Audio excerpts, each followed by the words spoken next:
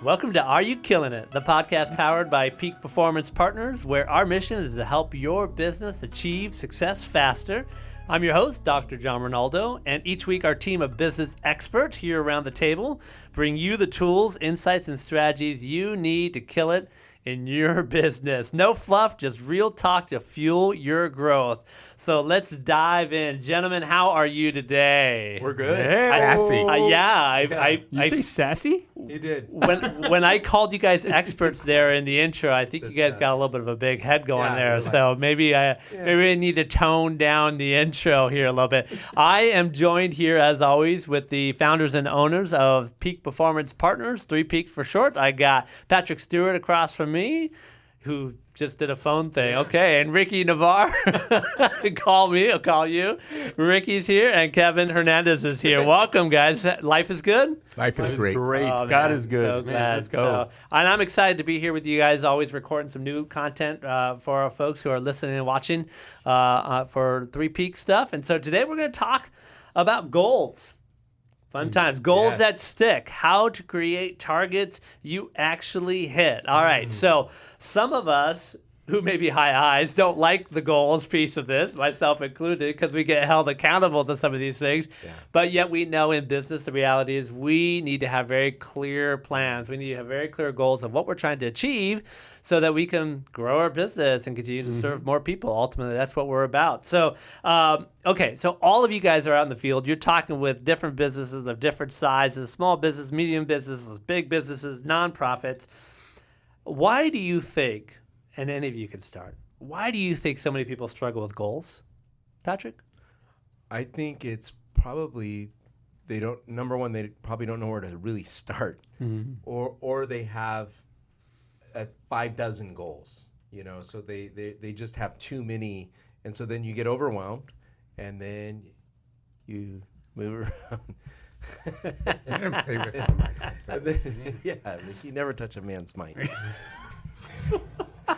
There's always one, right? So, but yeah, so I think it's losing focus. So then they get frustrated because every year they have their New Year's resolutions. They go, oh yeah, I never follow through on it. So over the years, I've learned I don't set goals because it doesn't matter anyways. So that's one. And then the other one is my business is too unpredictable. I can't set any kind of measurements because you don't understand my business. That's the other absolutely. So for those non-math people, he said 5 dozen goals. That's 60. That's a lot of goals, right? So in terms of that. So Ricky, what are your thoughts on that? Why are people not setting goals, or what makes them goal adverse? I think one of the things when it comes to goals is that there's an actual science behind this, that if you set a goal too high, all right, then it sometimes also becomes unattainable. So they're setting realistic goals, measurable goals, and in a lot of areas that sometimes they don't know how to measure it. So it's like, hey, I want to be a trillionaire, and can you? Yeah, anybody and everybody, you can be a trillionaire, but then there's this mental block. There's like, but am I really? And then they don't shoot for it. It actually becomes an unattainable goal. Even subconsciously, your mind stops you from that next level. So it's about figuring out, what are those goals that you're trying to set, and then are you taking the right steps to do them? But a lot of the reasons people aren't hitting goals, is because they're setting goals that aren't real. And then you mentioned a really good point. It's like, what are the steps that are going to take you there, right? So it's one thing to set a goal, but then the question is, what is the behavior? What is the output that I need to create to be able to move towards that goal? Because the goal in and of itself is not enough. We need more than that. All right, Kevin, what are your thoughts? Why are people so goal adverse?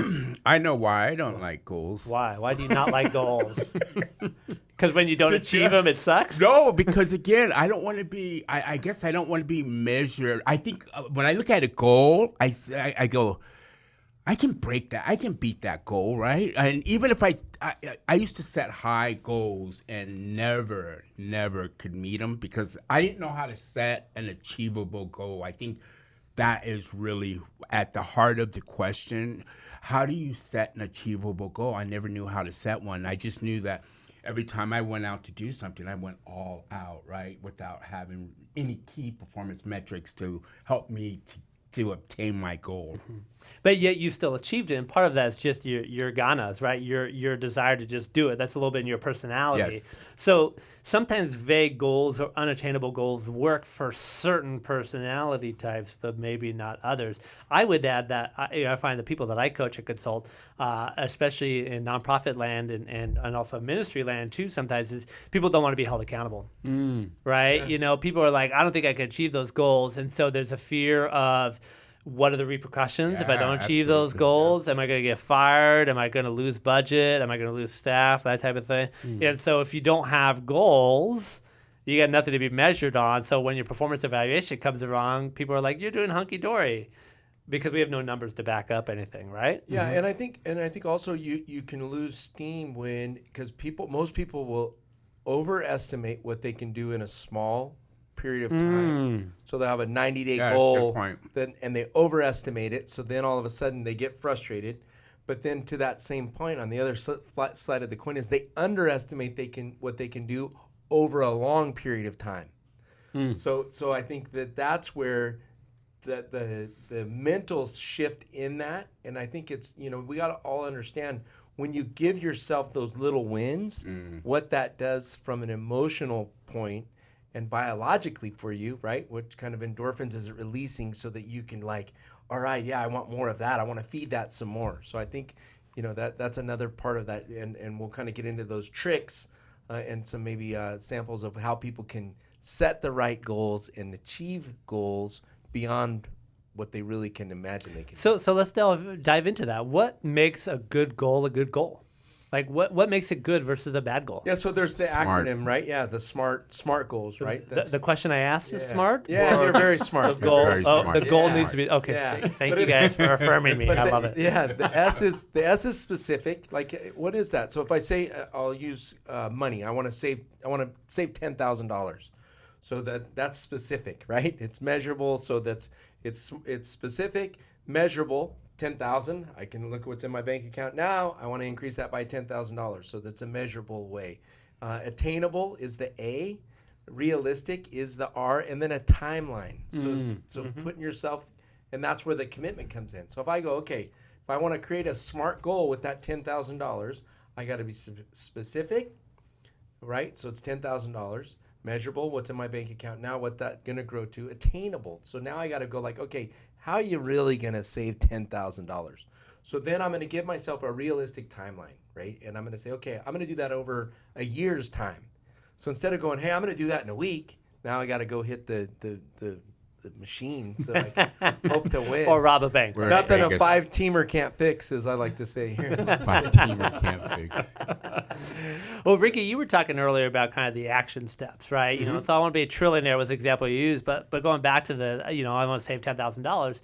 So it's not enough. Fine, you've got a SMART goal. I want to, save $10,000 in say 6 months. All right, that would be a really good simple SMART goal, right? In terms of what you just described, Patrick. Yeah. Okay, but now the question was, how am I actually going to get there? Yes. Because you kind of led into that earlier. It's like it's not enough to set the goal. I now have to figure out what are the steps that are going to get me there. What does that look like? How do I take my goals and create an action plan or action steps around that? Yeah. So one of the things we do when we look at goals and when we have strategy sessions and we do strategic planning with companies and we say, hey, what do you want to achieve and how do you want to get there, right?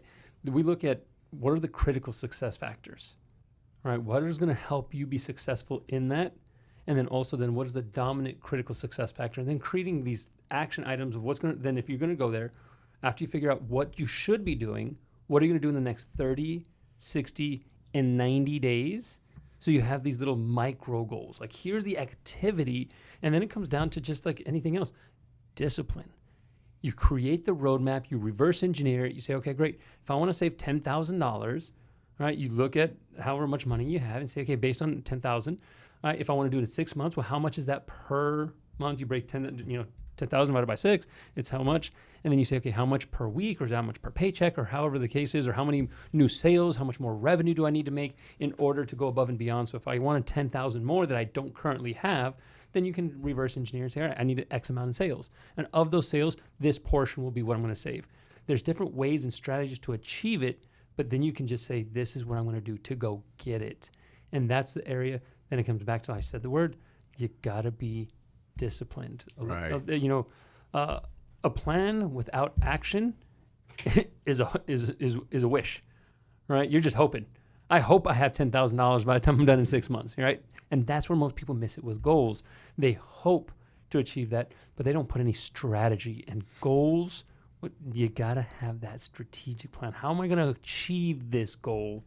That's where the magic happens. And that's kind of what New Year's resolutions, right, are just kind of goals, but nobody does the deep thinking that's required. Okay, how am I going to achieve that? So they give up those resolutions after January 14th. I think that's or January Quit 7th, day or maybe, whatever, right? yeah. You know, okay. So Kevin, we talked about having 60 goals. Patrick mentioned 60 goals might be too many. I'm a business owner. I'm a department head. Is there a certain number that I should be looking at that should be absolutely. achievable and attainable? Yeah, achievable, attainable goals. I mean, we were victims of this ourselves, setting many goals. Like when we would sit down in our strategic plan, we'd come up with 12 to 15 goals.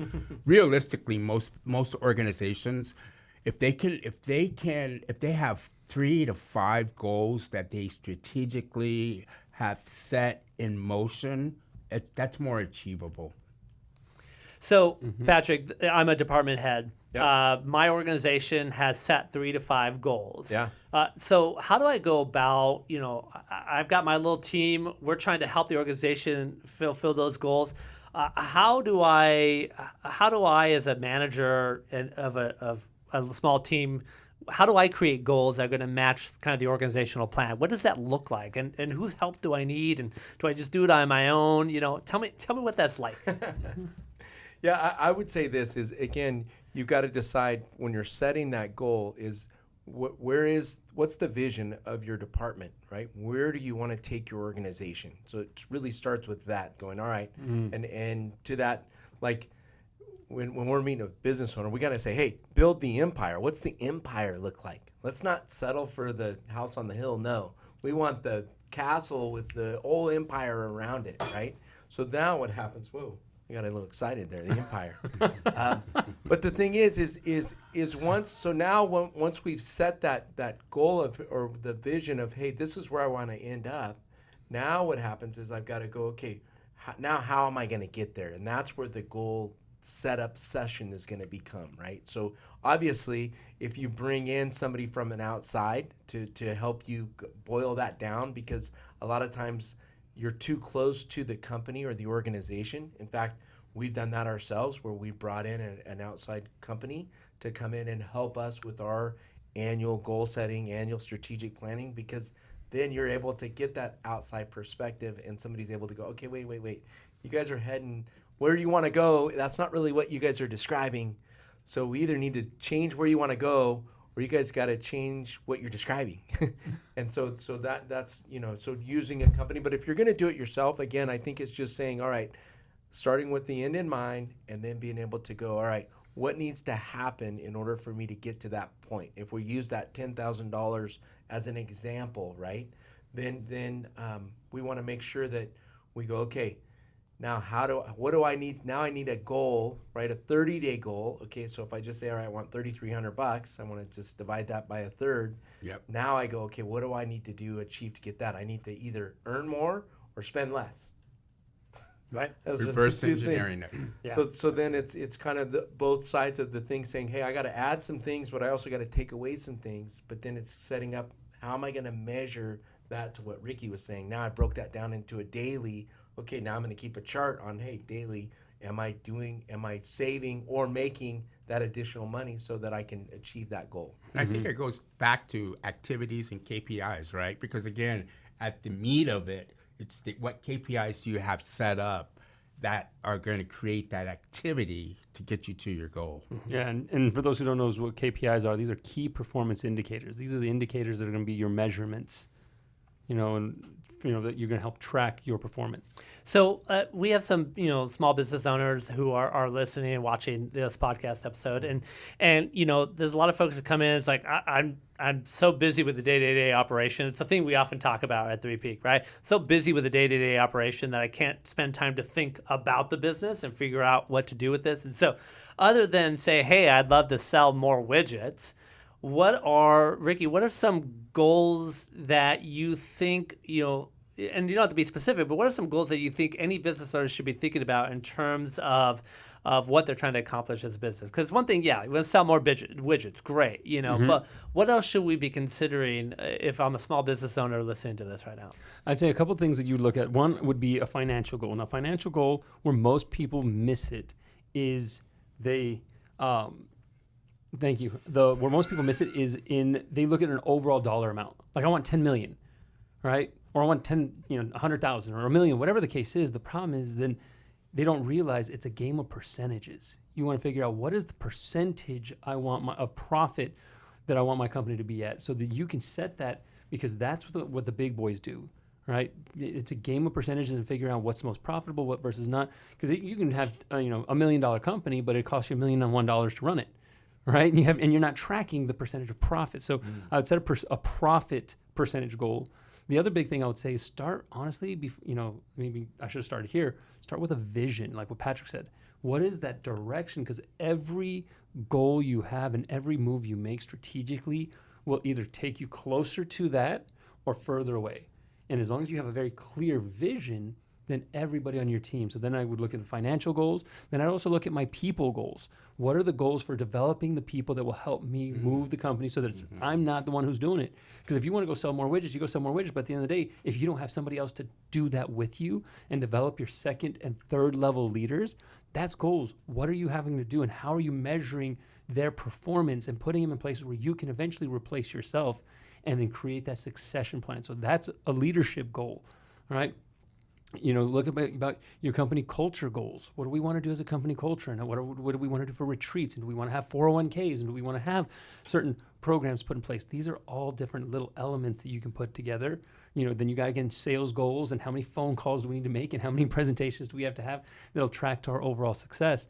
It all comes into the dashboard, and so those are the goals that I would start looking at and just saying, hey, what do we want in every one of our areas that's going to give us to the vision of the overall company. So keeping the why in mind, right? I'm glad you brought up the vision, because ultimately we all went into business with some sort of why.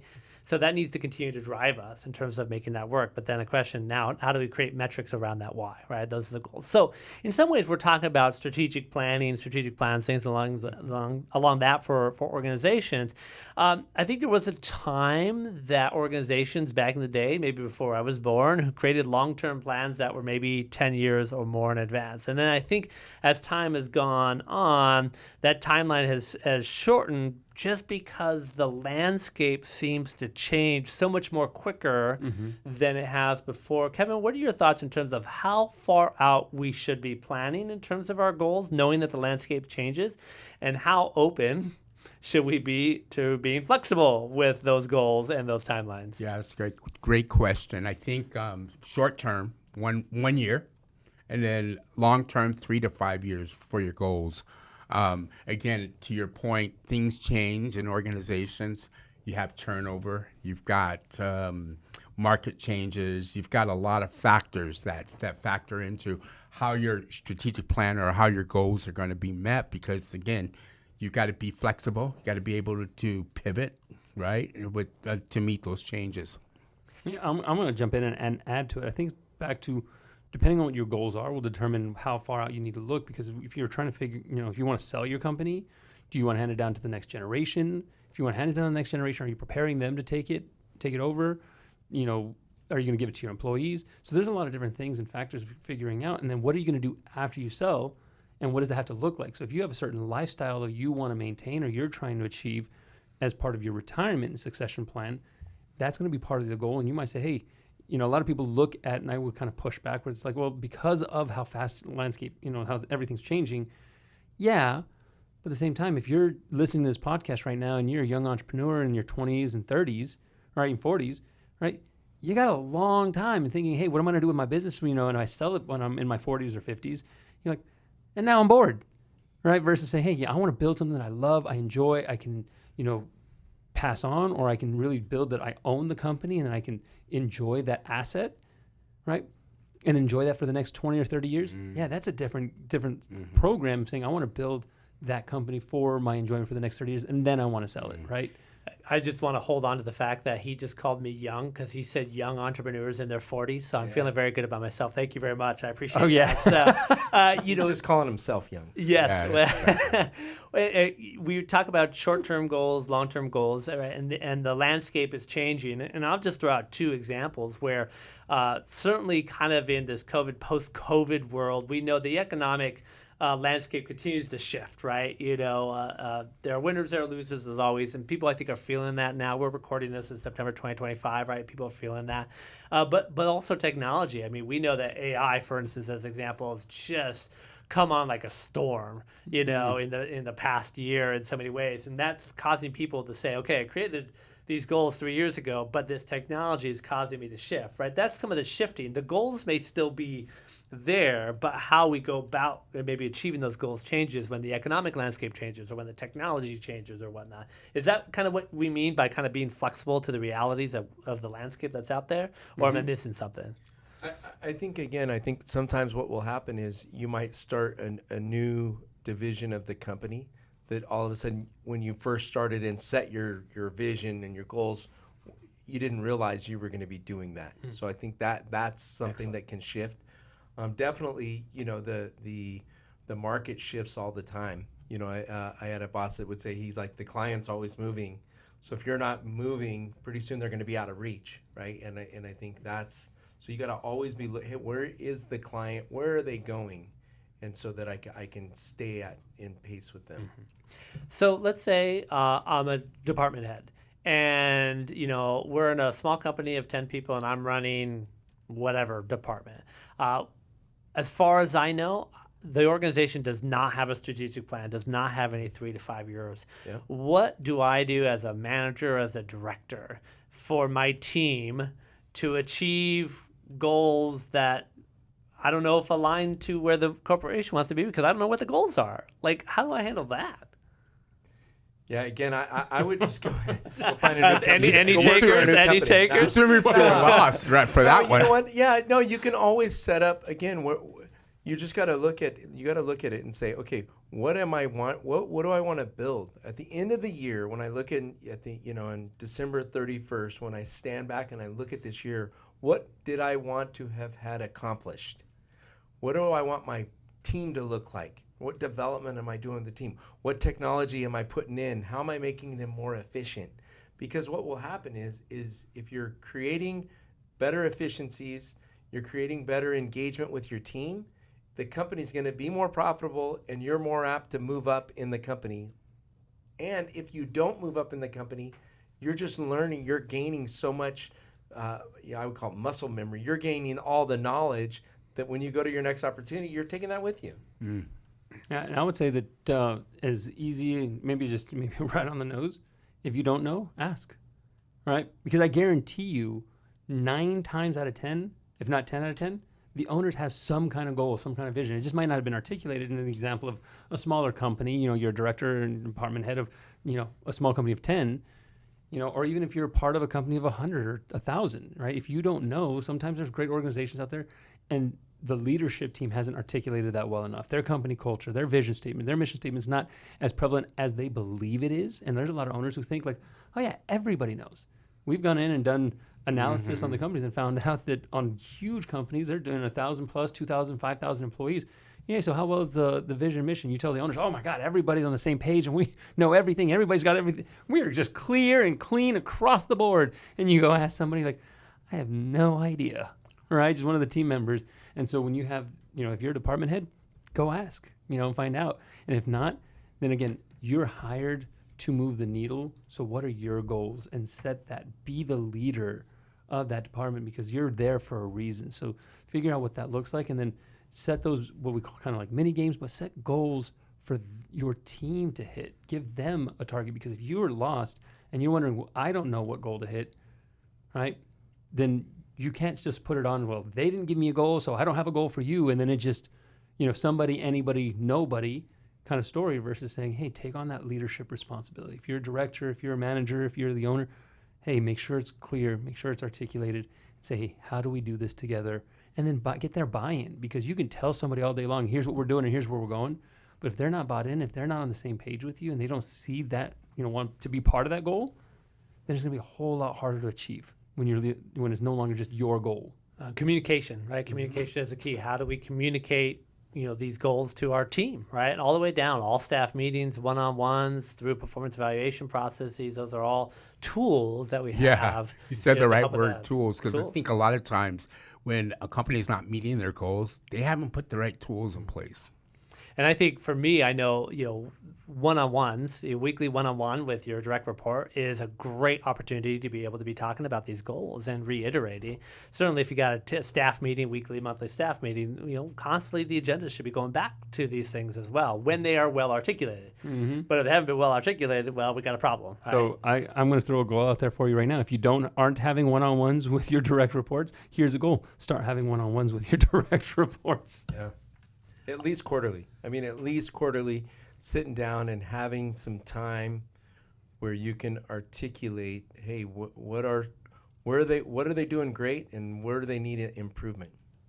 Well, so what a perfect lead-in. The guys did not know they were doing this, but literally episode 12, which is the next episode that we're going to be releasing to y'all in a week's time, is literally on one-on-one. So very, very good queuing that up. We're going to talk about one-on-ones in the upcoming episode, actually a couple times here coming up. So that's good news as well. Gentlemen, that was really helpful. I think thank you for taking some time to kind of break that open. Obviously, a lot more that we can dive into. Certainly, we invite you, if you're listening to this podcast or watching this podcast, subscribe. And share it with your communities. Our goal is to just really add value to you and to a lot of business owners and business leaders. And so if you wouldn't mind sharing this with the community, that would be phenomenal. We greatly appreciate it. Gentlemen, as always, you guys are awesome. Thank you so much for taking some time being with us, talk about some goals. And we got a goal to record some more episodes here coming up. So we're going to wrap this one up and hoping that all of you are killing it in your business today. Whatever we can do to help you, we're going to do that. Thanks so much, guys. Have a wonderful day. Peace out.